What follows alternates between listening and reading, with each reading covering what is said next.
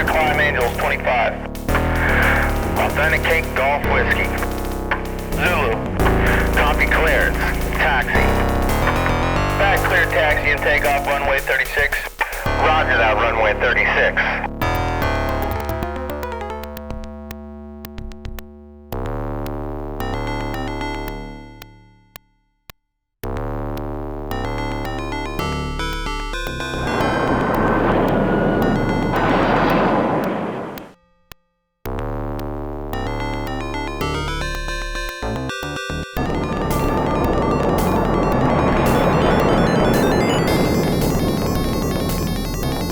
Roger that, belly check.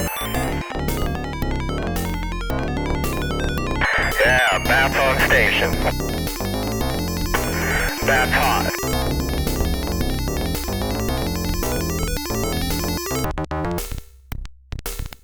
We've got company, let's see if he wants to play. He's locked us up, he's locked us up! Break left, break left! He's on his plate, wild man.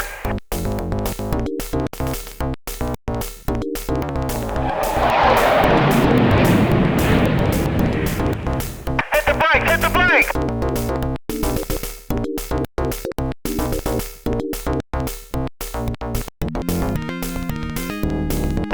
I'm in position, I've got tone! Woo! Roger launch, Fox 1. DFM this, pal! Ah! Splash 1! Smoke 1 bad guy, we're heading home. That 1, you're cleared for landing.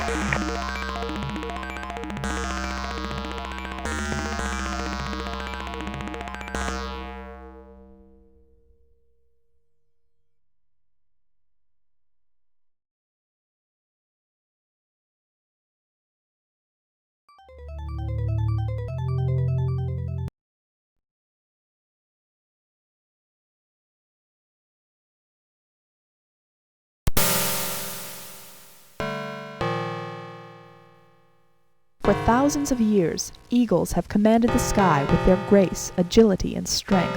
Few birds have the courage to challenge an eagle in his element. For invaders who trespass in the eagle's territory, the response is swift, accurate, and deadly. Today another eagle, namesake to this bird of prey, rules the skies. The McDonnell Douglas F-15 Eagle, the most advanced fighter aircraft in the United States arsenal of high-tech military hardware.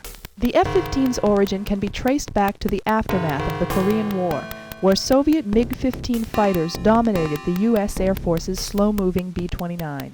In the 1950s and early 60s, the U.S. continued to fall behind the Soviet Union by neglecting conventional forces and aircraft technology during the Cold War space race and the rush to develop strategic nuclear weapons. Like Sputnik in the 1950s, a new advanced Soviet fighter, the MiG-25 Foxbat, shocked the West out of its lethargy. When this aircraft was introduced for the first time in 1967, all the fear of once again being second best came to haunt the United States Air Force. The U.S. had nothing to match the speed and destructive power of the MiG-25. United States SR-71 reconnaissance overflights of the Soviet Union were now vulnerable to interception. The Soviets proved their technological prowess, and it was up to the U.S. to reassert itself as the leader in aerospace technology and aircraft design. Prior to the MiG-25's Moscow debut, the U.S. Air Force had embarked on a Fighter Experimental, or FX, program. But with the unveiling of the MiG-25 Foxbat and the threat it posed, more funding was made available. The FX program, renamed F-15, became the U.S. Air Force's primary concern. McDonnell Douglas won the initial contract to produce 10 single-seat F-15As and 10 two-seat F-15B trainers in 1969. After 2.5 million man-hours of research, design, and development, the first F-15 was rolled out of McDonnell Douglas's St. Louis facility on June 2, 1972.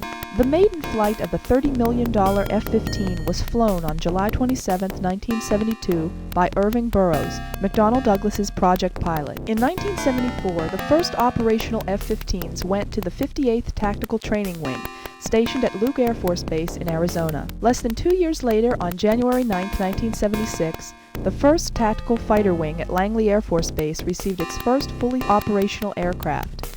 and by the end of 1976, 2 additional squadrons were outfitted with Eagles. The 27th, 71st, and 94th Tactical Fighter Squadrons of the 1st Tactical Fighter Wing were declared operational in early 1977. Just as the first F-15s were being introduced into active service, the myths surrounding the MiG-25 were being dispelled. In 1976, Soviet pilot Lieutenant Viktor Belenko flew a MiG-25 Foxbat to Japan's Hakodate Airport and promptly defected. Western experts were given a once-in-a-lifetime opportunity to thoroughly inspect a Foxbat. It was dissected overnight and found not to be the stellar leap in aviation technology that experts believed it to be. In mid-1979, the A and B model F-15s were replaced by the current C and D production models. These later models were modified to accept conformal fuel and sensor tactical or FAST packs. These packs are aerodynamically designed fuel pallets, which significantly increase the aircraft's combat radius. They also allow for a wide array of electronic sensors, laser designators, and optical equipment to be carried. Other major improvements and equipment upgrades were made to the aircraft's avionics suite. The early APG-63 pulse Doppler radar was enhanced by the addition of a programmable signal processor, which allowed radar modes to be controlled by software rather than being hardwired into the circuitry. Further modifications gave the APG-63 synthetic aperture radar capability, which could provide sharply detailed resolution down to 10 feet. From a distance of 30 miles, the APG-63 radar could pick out street patterns and other minute terrain features. With the advent of the much improved C and D models, the F-15's reputation as a top-notch fighter was assured. But despite the advanced avionics and proven ability to carry ordnance, ground attack was still only considered a secondary function. In a program sponsored by McDonnell Douglas and dubbed Strike Eagle, a 2-seat B model was converted in 1979 into a rudimentary ground attack fighter. The prototype Strike Eagle was flown for the first time at the 1980 Farnborough Air Show. The aircraft was equipped with additional external hardpoints and backseat weapons display terminals. The key to the conversion, though, was the increased power of the F-15's flight computers and an improved SAR-capable AN/APG-63 radar system. The aircraft now enjoyed almost real-time ground mapping capability. This allowed potential targets to be surveyed by the attacking aircraft well in advance of their arrival. Though the F-15 Strike Eagle was first and foremost a strike aircraft, it still retained all the strengths of a first-class dogfighter. It was envisioned that the converted aircraft would assume the dual role of an all-weather strike fighter, a role then played by the aging F-111s. Having passed through numerous budgetary and design hurdles, the Strike Eagle officially kicked off with a series of viability studies in late 1982. The full program go-ahead was announced on February 24, 1984.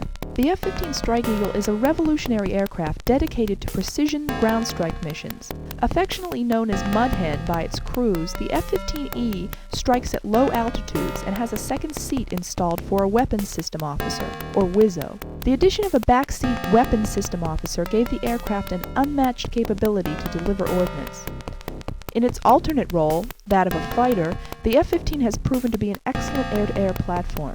With a complement of high-tech missiles and long-range radar, the basic fighter design of the Eagle is unparalleled.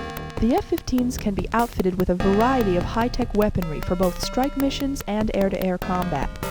For air-to-ground missions, a host of laser-guided smart bombs and standoff weapons can be mounted. If a heavy air threat is expected, the F-15E is able to launch both heat-seeking and radar-guided missiles. Air-to-ground ordnance includes the following. The Mark 82 500-pound GP bomb, originally designed in the 1950s, which functions as a general-purpose unguided munition suitable for internal and external mounting. The weapon can be configured with a number of different fuse mechanisms. The Mark 82 casing has also been used as an underwater mine on occasion. When the Mark 82 is fitted with a BSU-49 balloon retard system, it is then redesignated the Mark 82 RE-GP bomb. The Mark 82 is best used against exposed infantry, unarmored vehicles, and installations. The Mark 84 is designed for low drag on external hardpoints, but the added weight limits the number that may be carried. As with the Mark 82, a number of fuse mechanisms and explosive types may be used. For example, when the Mark 84 is fitted with a BSU-50 balloon retard system, it is then redesignated the Mark 84 RE-GP bomb. It is best used against exposed infantry, unarmored vehicles, and installations. The Mark 20 Rockeye II is a free-fall cluster bomb with internally stored submunitions. Delivered from the same attack profile as an ordinary 500-pound bomb, the Rockeye dispenser releases approximately 850 armor-piercing bomblets over a wide target area. The Rockeye Mark 339 dispenser has a delayed opening feature which allows an aircraft to make its run up on a target from very low altitude. In fact, Rockeye munitions may be released from altitudes under 100 feet if the aircraft's nose is pitched up. By altering the aircraft's speed and release altitude, the impact area may also be enlarged or decreased. It is best used against tanks, vehicles, depots, parked aircraft, and radar sites. The BGU-10 is a 2,000-pound general-purpose bomb retrofitted with a paveway laser guidance unit. The paveway system instantly transforms a common iron bomb into a laser-guided smart bomb. The guidance system uses laser energy reflected off the target to direct the weapon. Control surfaces on the bomb react to guide the bomb towards the designated aiming point. The target may be laser designated by the delivering aircraft, other aircraft in the package, or even from the ground. This method of delivering ordnance minimizes the time spent exposed to ground fire. It is best used against troop concentrations, soft targets, and installations. The GBU-12 is a 500-pound general-purpose bomb which, like the GBU-10, glides to the target while being guided by reflected laser energy. In the Gulf War, Special Forces teams deep inside Iraq designated Scud missile sites using handheld laser devices. F-15s equipped with these smart bombs were then called in to strike with pinpoint accuracy. The GBU-12 is best used against troop concentrations, soft targets, and installations. The GBU-15 is simply a Mark 84 GP bomb which has been converted to a smart bomb.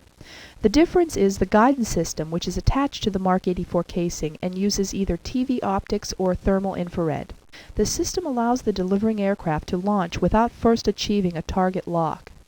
The GBU-15 requires an AXQ-14 data link pod to operate and may be delivered in guidance being provided by companion aircraft. Video images are continuously transmitted from the weapon while in flight. It is best used against exposed infantry, unarmored vehicles, and installations. The CBU-89 is a free-fall cluster bomb which contains a mix of anti-armor and anti-personnel mines. When the cluster munition is released, 94 Gator mines are scattered over a wide area. This weapon is particularly effective when used in conjunction with other types of ordnance. For example, these mines could be dropped on an airfield to hamper repair crews after a Durandal strike. The CBU-89 can be used anywhere the need for an instant barrier arises. Advancing armor could be immediately halted by dropping Gator mines in front of their line of march. It is best used against troop concentrations, armored vehicles, and airfields. The AGM-65 Maverick is a highly accurate air-to-ground missile which can use a variety of guidance options. The AGM-65A model uses a simple TV system, which allows the operator to lock onto the target. The AGM-65D uses an imaging infrared, which gives the weapon a night capability. Maverick missiles are fire-and-forget weapons once the weapon has locked onto a target. Later model Maverick missiles have an effective range approaching 13.7 nautical miles. The Maverick missiles are best used against armored vehicles, hardened bunkers, and ships. The AGM-84A Harpoon is an air-launched, medium-range, anti-ship missile with a maximum range approaching 65 nautical miles. It is designed as a sea skimmer, flying very low over water using inertial guidance. Once in terminal mode, the missile activates a phased-array J-band radar seeker to acquire its target. The missile is usually fired after the range and bearing of a target is known. However, the Harpoon may be launched using a technique known as bearing-only launch. In this case, the missile is simply launched along a particular bearing, with its radar seeker looking for any target within a 45-degree search arc. The warhead is more than enough to cripple or sink medium-sized warships with a single hit. The Harpoon is best used against naval vessels. The AGM-84E Standoff Land Attack Missile, or SLAM, is a crossbred weapon system. It combines a Harpoon fuselage with the imaging infrared seeker commonly used on AGM-65D Mavericks. The SLAM has a maximum range of approximately 60 nautical miles, less than its predecessor. This reflects the weight of additional targeting equipment. Once the missile reaches its terminal phase, the IR seeker locks in a video image. At that point, the missile will proceed to the target without further guidance from the launching aircraft. The missile uses the Global Positioning System to provide mid-course corrections for its inertial guidance. The SLAM is best used against fixed installations and a wide range of soft targets. The AGM-88 High-Speed Anti-Radiation Missile, or HARM, is currently replacing the Schreiken Standard Arm. It entered service in 1983 and was first used in combat during the 1986 strike on Libya. HARMs are used exclusively to suppress or destroy enemy radar installations. The AGM-88A can be programmed to attack pre-selected targets or launched on a set bearing to engage targets of opportunity. The HARM causes hostile radars to cease emitting radiation or risk a direct hit. The AGM-88A carries a 66-kilogram fragmentation warhead and has a range of over 12 nautical miles. The HARM is best used against radar emitters. The Durandal is a French-made anti-runway weapon containing 15 kilograms of high explosive. Durandal missions are often the most hazardous because they require pilots to fly straight and level over a runway. The bomb must be dropped from at least 75 meters to allow time for the tail-mounted parachute to deploy, slowing its descent. When the weapon is perpendicular to the ground, a solid fuel rocket ignites with sufficient force to drive the weapon through a concrete surface. The Durandal has a delayed fuse which detonates the weapon underneath the surface in order to maximize the cratering effect. The explosion often has an eerie mushroom cloud signature and is best used against paved surfaces and runways. Air-to-air weapons include the following. The Sidewinder is a widely used medium-range, heat-seeking IR missile. Early models suffered from an inability to engage targets near the ground. Subsequent modifications have eliminated this problem. The F-15 first used Sidewinders in 1977. Current models feature a reduced smoke propellant to make aerial detection difficult. Maximum engagement range is roughly 5 nautical miles but depends entirely on the shooter's aspect angle.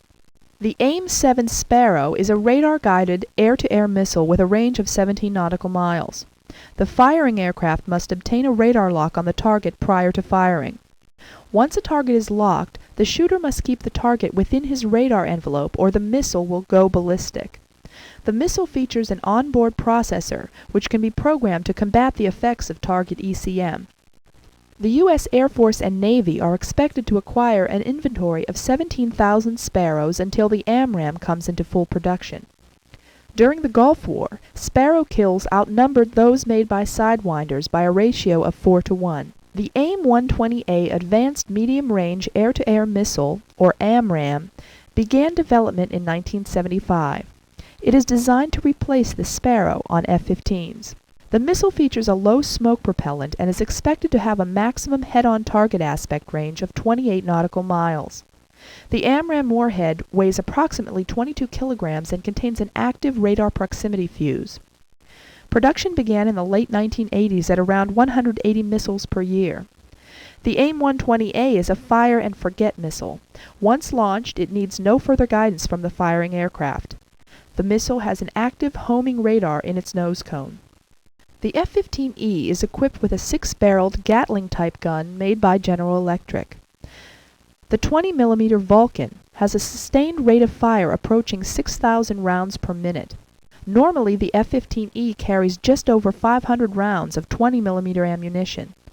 The Vulcan is able to accelerate to its maximum rate of fire in less than half a second and features a linkless feed system which is powered externally. The Vulcan is essentially 1950s technology but has proven to be extremely reliable. The average life of a single barrel is approximately 20,000 rounds. With an effective range of only 3,300 feet, the gun is a weapon of last resort after the medium and short-range missiles have failed. The F-15 Strike Eagle also has sophisticated defense systems. The electronic countermeasures come in 2 basic types, those designed to fool radar-guided missiles and those used against heat seekers. The most common countermeasure is the use of chaff. Chaff is stored within the aircraft in CMDs, countermeasure dispensers, located directly underneath the main engine intakes. Chaff defends the F-15 against radar-guided missiles by releasing a cloud of metal strips cut to a particular wavelength. The strips serve to confuse the enemy radar by cluttering the image with many false returns. Once the missile locks onto the chaff, it will fly into the cloud and explode on contact. For defense against heat-seeking missiles, the F-15 is equipped with a number of heat-producing devices, commonly known as flares. Flares are used to decoy heat-seeking missiles away from your aircraft. A flare burns for only 5 to 10 seconds. During this time, the heat-seeking missile hopefully is lured away from the F-15. Once the flare burns out, however, the missile is free to reacquire a new target. The F-15 features a specially designed electronic countermeasure system known as the Tactical Electronic Warfare System, or TEWS. The TEWS system protects the F-15 from a variety of threats. As a part of the total package design, the TEWS does not constitute additional weight nor detract from the ordnance normally carried. TEWS consists of two main components, the AN/ALR-56 RWR and the AN/ALQ-135V radar jammer. These systems detect the presence of both ground-based and aerial radars. The primary job of the TEWS is to provide the pilot with prompt radar warnings, giving the pilot ample time to deal with the threat. The TEWS is a completely hands-off internal system. Even if the crew is preoccupied with other tasks, the TEWS guards against surprises. The AN/ALR-56 RWR detects the radar and gives audio signals when an enemy is attempting to gain a radar lock on the F-15. The AN/ALQ-135 is an internal jammer which functions automatically to defeat the hostile radar's acquisition. The pilot, who must first activate the jammer, is then free to maneuver or deploy chaff to further confuse his aircraft's radar signature. The F-15 can also be configured with mission-specific electronic countermeasure pods or dispensers to confuse enemy radar systems and protect against surface-to-air missiles. For example, the AN/ALE-45 is a computer-controlled dispenser system which operates automatically in response to threats detected by the radar warning receiver system. Today's F-15 Strike Eagle employs the AN/APG-70 radar, replacing the AN/APG-63 unit found on earlier F-15s. This new radar system has a longer operational range, with greater sensitivity than its predecessor. It operates over a wider bandwidth and is able to track targets despite electronic countermeasures. The radar screen scans a 120-degree arc in front of the aircraft's nose. The WISO then receives a high-resolution return image. The quality of these radar images approaches what one might expect from a standard photo. The images are then processed and stored in the aircraft's onboard computer system so that the radar does not have to operate continuously. This cuts down on the enemy's opportunity to detect the F-15's radar emissions. In addition to the APG-70 radar, F-15Es are usually fitted with a lantern, low altitude and targeting infrared for night, when performing ground strike missions. The lantern system is actually a pair of pods which are mounted on external hardpoints beneath each engine inlet. One of these pods is used for targeting while the other is reserved for navigation. The AN/AAQ-13 navigation pod contains a wide-angle forward-looking infrared system, or FLIR. FLIR images are displayed on the pilot's heads-up display, or HUD, directly in front. Combined with the terrain-following radar also contained in the navigation pod, the navigation pod allows the aircraft to operate at low altitude, even at night. The targeting pod contains another FLIR with both wide and narrow-angle field of vision. This FLIR is used to track targets and is equipped with a laser designator. Individual targets within the FLIR images may then be marked.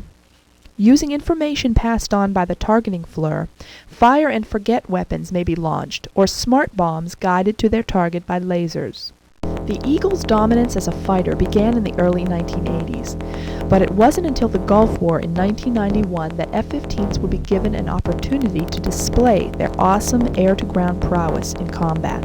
Perfectly executed airstrikes over Iraq proved to the world that the F-15 Strike Eagle was the most advanced tactical strike fighter ever developed. The mission that began with the birth of the F-15 program in 1969 was fully realized. The United States was undoubtedly the leader in aerospace engineering and aircraft design. MicroProse's F-15 Strike Eagle 3 showcases the E-model F-15, the latest two-seat ground attack variant of this highly effective fighter. F-15-3 is the most realistic and comprehensive computer simulation game to date. Now you can take control of the multi-million-dollar Strike Eagle firsthand. Enjoy the ride.